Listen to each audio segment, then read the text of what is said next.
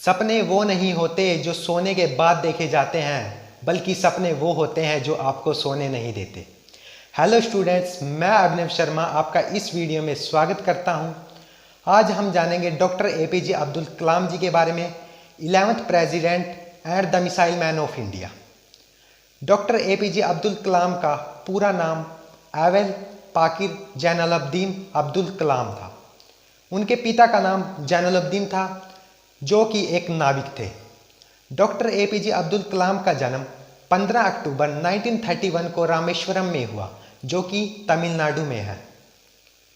उनके पिताजी तीर्थयात्रियों को एक स्थान से दूसरे स्थान पर ले जाने का कार्य किया करते थे, लेकिन बाद में जिस नदी से वो एक स्थान से दूसरे स्थान पर नाव में यात्रियों को ले जाया करते थे, बाद में उस नदी के ऊपर पुल बना दिया गया था, जिनके कारण उनका रोजगार बिल्कुल तरह से बंद हो गया था।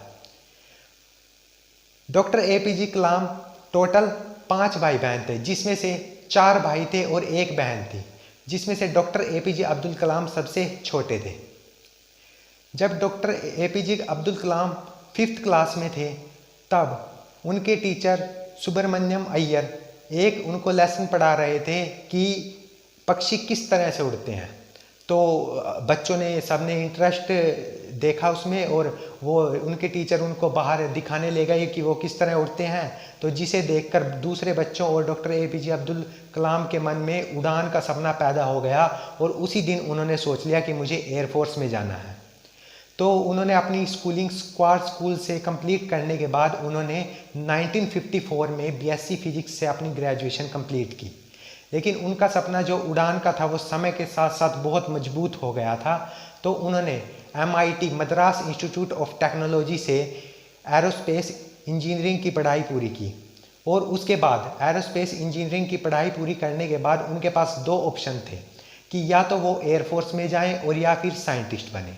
तो उन्होंने क्या किया, उन्होंने 1960 में जब अपनी इंजीनियरिंग की पढ़ाई पूरी की, तो उन्होंने साइंटिस्ट के लिए दिल्ली में इंटरव्यू दिया, और उसके 1 हफ्ते के बाद ही देहरादून में एयरफोर्स के लिए इंटरव्यू था। तो वो दिल्ली का इंटरव्यू देने के बाद देहरादून गए एयरफोर्स का इंटरव्यू देने। जब वो वहाँ पर एयरफोर्स का इंटरव्यू देने के लिए गए, तो वहाँ पर टोटल कैंडिडेट 25 आए हुए थे, और उनमें जो टोटल सीट थी वहाँ पर थी 8 सीट टोटल थी 8। तो उनमें से डॉक्टर एपीजे अब्दुल कलाम का जो रैंक आया था वो 9th रैंक आया था, जिसके कारण से उनका सिलेक्शन वहाँ पर नहीं हो सका, और वो पूरी तरह से निराश हो चुके थे। और जिसके बाद वो वहाँ से सीधा ऋषिकेश अपने गुरु के पास चले गए, और वहाँ पर उनके गुरु ने उनको मोटिवेट किया कि अभी तुम्हें आगे जीवन में बहुत कुछ करना है। तो उसके बाद उनको पता चल गया कि उनका साइंटिस्ट के लिए जो उन्होंने इंटरव्यू दिया था वहाँ पर सिलेक्शन हो गया है, तो जिसे जानकर वो बहुत ही ज़्यादा खुश हो गए।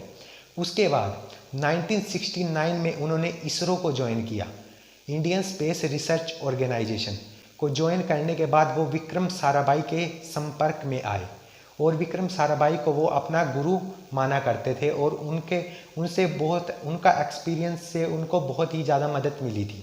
तो जब वो विक्रम साराभाई के संपर्क में आए, तो 1969 में वो इसरो में गए, तो उनको SLV space launching vehicle project पर कार्य किया उन्होंने। उस समय जो इसरो के चीफ थे वो सतीश धवन थे, तो उनके साथ में, और जो इसके हेड थे SLV के, वो थे डॉक्टर एपीजे अब्दुल कलाम।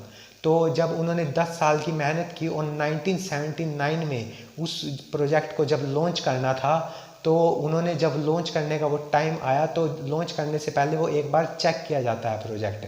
जब वो चेक किया, तो 3-4 मिनट पहले कंप्यूटर ने एक सिग्नल दिया कि डोंट लॉन्च इट, कि उसे लॉन्च नहीं करना, कि उसके अंदर कुछ ना कुछ गड़बड़ है। तो आपस में जो 5-6 साइंटिस्ट की टीम थी, उन्होंने आपस में सलाह की, और बाद में एपीजे अब्दुल कलाम उसके हेड थे, तो उन्होंने उसको कहा कि अब इसको लॉन्च कर देना चाहिए। उसको कंप्यूटर को उन्होंने साइड में किया और उस प्रोजेक्ट को लॉन्च कर दिया।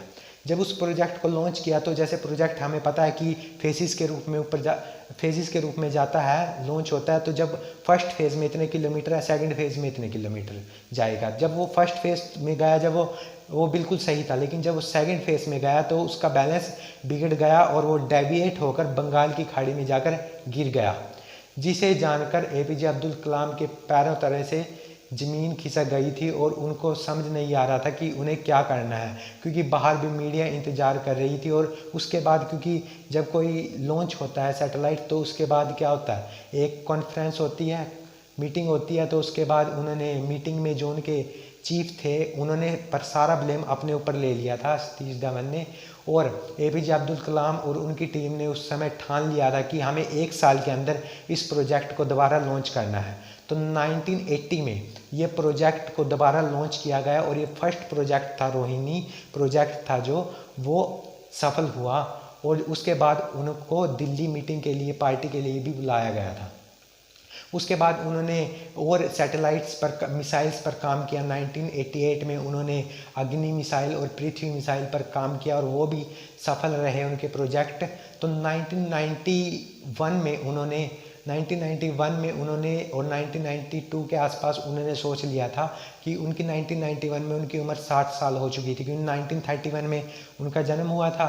तो उन्होंने सोच लिया था कि अब मुझे रिटायरमेंट ले लेनी चाहिए। लेकिन और वो रिटायरमेंट होने के बाद वो अपना खुद का स्कूल खोलना चाहते थे और एजुकेशन देना चाहते थे और बच्चों को समझाना चाहते थे कि एजुकेशन कोई कठिन चीज़ नहीं है, यह बहुत ही आसान है। और उनको साइंस के प्रति उनका इंटरेस्ट बनाना चाहते थे। लेकिन उनको 1992 में वैज्ञानिक सलाहकार के पद पर नियुक्त कर दिया गया था। तो 1992 से 1999 तक वह वैज्ञानिक सलाहकार के पद पर भी कार्यरत रहे और 1997 में उन्हें भारत रत्न से भी सम्मानित किया गया था। 1998 में एक परीक्षण हुआ था परमाणु, उसमें भी उनका जो वो परीक्षण हुआ था वो सफल रहा था। उसके बाद 2002 से 2007 तक उन्हें भारत का राष्ट्रपति के पद पर नियुक्त रहे वो।